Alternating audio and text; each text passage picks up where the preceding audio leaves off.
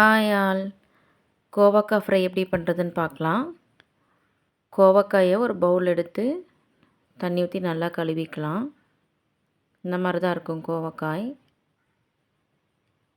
கழுவி எடுத்துட்டு நீல வாக்கில் கட் பண்ணி எடுத்துக்கலாம். இதே மாதிரி கட் பண்ணி எடுத்துக்கோங்க. நீங்கள் நீளமாகவும் கட் பண்ணிக்கலாம், இல்லாட்டினா ரவுண்டாகவும் கட் பண்ணிக்கலாம். கட் பண்ணி முடிச்சுட்டு பார்க்கலாம்.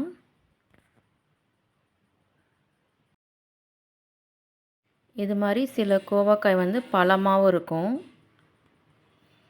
இது நம்ம அப்படியே சாப்பிட்றலாம். காயோடு போட்டு சேர்த்து ஃப்ரை பண்ணால் நல்லாவும் இருக்கும். ஒரு பேனில் 2 ஸ்பூன் வேர்க்கடலை சேர்த்து நல்லா வறுத்து எடுத்துக்கலாம். அது கூடவே 3 வரமிளகாயை சேர்த்து வறுத்து தனியாக ஒரு கிண்ணத்தில் எடுத்து வச்சுக்கலாம். சூடு ஆறட்டும். அதே பேனில் எண்ணெய் சேர்த்து கடுகு சேர்த்து கடுகு பொரிஞ்சதும் உளுந்து கொஞ்சம் சேர்த்துக்கலாம்.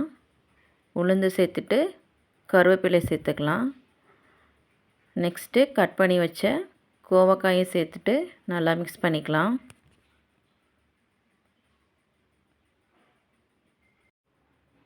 மிக்ஸ் பண்ணதுக்கப்புறம் கொஞ்சமாக மஞ்சத்தூள், தேவையான அளவு உப்பு, கொஞ்சம் சீரகம் சேர்த்து மிக்ஸ் பண்ணிவிட்டு கொஞ்சம் தண்ணி சேர்த்து மூடி வச்சு வேக வச்சுக்கலாம்.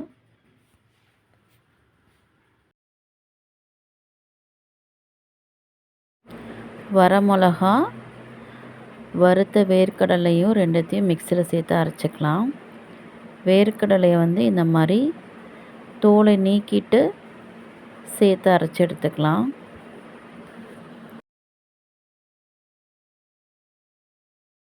ரொம்ப நைஸாக அரைக்கக்கூடாது. இந்த மாதிரி கொரகொரப்பாக அரைச்சி எடுத்துக்கோங்க. இந்த மாதிரி தான் இருக்கணும். கோவக்காய் நல்லா வெந்ததும் கிளறி விட்டுட்டு